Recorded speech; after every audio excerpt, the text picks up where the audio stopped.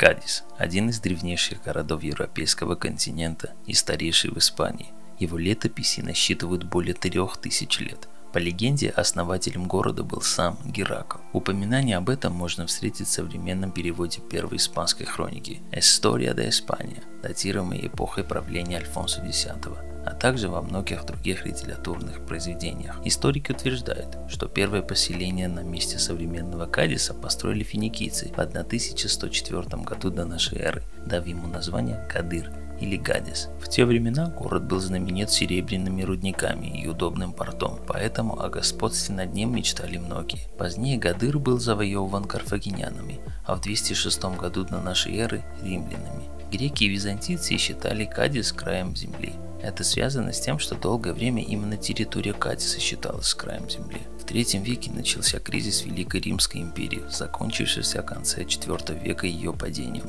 С разрывом коммерческих цепочек, существовавших в империи, для Кадиса, как и любого другого крупного города, наступили тяжелые времена. Он утратил значение столицы римской провинции, а немой стратегическое военное и важное торговое значение. Постепенно из роскошной торговой столицы Кадис превратился в обыденный средневековый город, а значительная часть населения покинула его. Далее, в течение короткого исторического периода, город был завоеван византийцами в 522 году, вестготами в 620 году и позднее в 711 году войсками Тарика ибн Заяда. А столь символическая для Кадиса статуя Геркулеса, стоявшая в храме Геркулеса, была снесена. С высадки 711 года арабских войск на Пиренейском полуострове начался эпоха мавританского господства, продлившаяся для некоторых испанских городов почти 800 лет.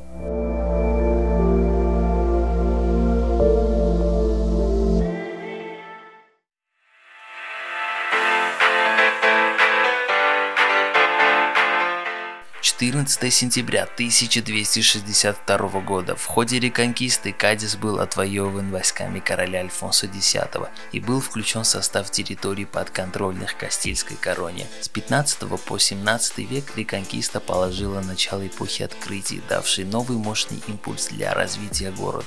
Во время этой эпохи испанцы с португальцами и с британцами исколесили практически весь земной шар, сделав множество географических открытий и приобретя значительное количество колоний с их ресурсами. Впрочем, вместе с ним Кадис приобрел и новые проблемы, которые на этот раз были связаны с соперничеством в здешних водах английских и французских корсаров. В конце 16 века он был разграблен Фрэнсисом Дрейком, имевшим к тому времени английский королевский патент на пиратство. При набеге Дрейка пострадали некоторые архитектурные памятники старины, в частности Старый собор. В 17 веке Кадис становится уже не просто южным портом, а главным портом Испании. Именно отсюда отправляется к американским берегам вторая экспедиция Колумба, а впоследствии другие экспедиции на новый континент, с которого через город в Испанию течет заокеанское золото. Экономический подъем, который переживает город в эту эпоху, становится толчком для роста инфраструктуры Кадиса. В это же время возводится монументальный новый собор.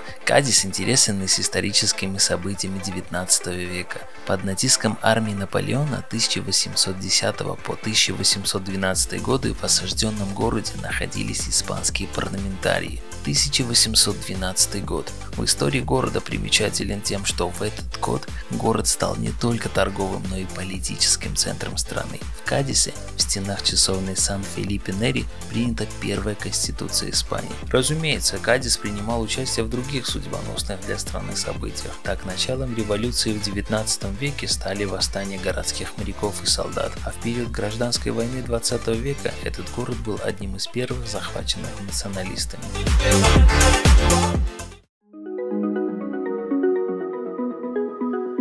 Красивые пляжи и мягкий средиземноморский климат делают Кадис одним из самых популярных курортов в Испании. В отличие от большинства испанских курортов, пляжи города не перенасыщены инфраструктурой и отелями. В историческом центре самый популярный пляж в заливе Ла Калета является Плая де ла Калета. Пляж отмечен голубым флагом. Кадис – отличная отправная точка для изучения курортов Коста де ла Лус и всей юго-западной Андалусии. Большую часть территории занимают болота и песчаные пляжи.